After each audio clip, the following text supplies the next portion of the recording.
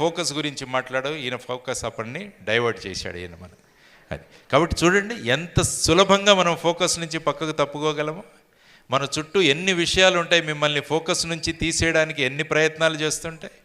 మీ Facebook ఉంది, మీ Twitter ఉంది, మీ TikTok ఉంది, ఇవన్నీ కూడా మిమ్మల్ని మీ ఫోకస్ నుంచి దూరంగా తీసుకువెళ్ళిపోతాయి. వాటిలో ముఖ్య ఉద్దేశం ఏంటంటే వాళ్ళ బిజినెస్ పెంచుకోవడం. వాళ్ళ బిజినెస్ ఎప్పుడు పెరుగుతుంది? మీ ఫోకస్ నుంచి మీరు బయటపడినప్పుడు వాళ్ళ బిజినెస్ పెరుగుతుంది. కాబట్టి వాళ్ళ టార్గెట్ వాళ్ళు పెట్టుకొని వాళ్ళు ముందుకు వెళుతున్నారు. వాళ్ళ వైడ్లీ ఇంపార్టెంట్ గోల్ వాళ్ళది బిజినెస్ పెంచుకోవాలి. దానికోసం మీ ఫోకస్ను కనుక పక్కన పెట్టేయగలిగితే, ఇద్దరు అమ్మాయిలు మీరు నా ఫోకస్ డైవర్ట్ చేస్తున్నారు మీరు. సో వాళ్ళ ఫోకస్ ఏంటి? బిజినెస్ పెంచుకోవడం. దానికి ఏం చేయాలి? వాళ్ళు మీ ఫోకస్ నుంచి తప్పించాలి. దాంట్లో వాళ్ళు విజయవంతం అవుతున్నారు. మన ఫోకస్ నుంచి మనం పక్కకు వెళుతున్నాం. అది గమనించండి, ముఖ్యంగా పిల్లలకి నేను చేస్తున్న అడ్వైస్.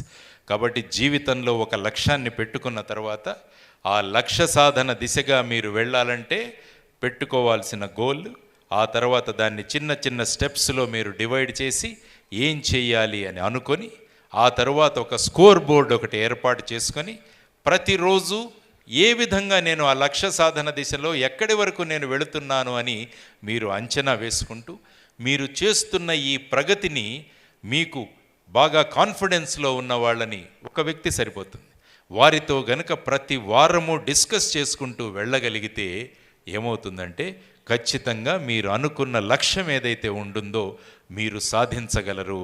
కాబట్టి ఎప్పుడైనా ఏదైనా మనం జీవితంలో సాధించాలంటే ఒక సిస్టమేటిక్గా వెళ్ళాలి. ఒక సిస్టమేటిక్గా గనక మనం వెళ్ళగలిగితే ఖచ్చితంగా మనం విజయాలు సాధించగలము. విజయాలు సాధిస్తున్న వాళ్ళు ఈ 4 స్టెప్స్ చేశారు. ఈ 4 సిద్ధాంతాలను సుమారుగా ప్రపంచంలో అతి ఉత్తమమైన స్థానానికి వెళ్ళిన సుమారు 250 మంది జీవితాల్లోను చదివి వాళ్ళను ఇంటర్వ్యూ చేసిన తర్వాత ఈ 4 స్టెప్స్ ఎవాల్వ్ చేయడం జరిగిందనమాట.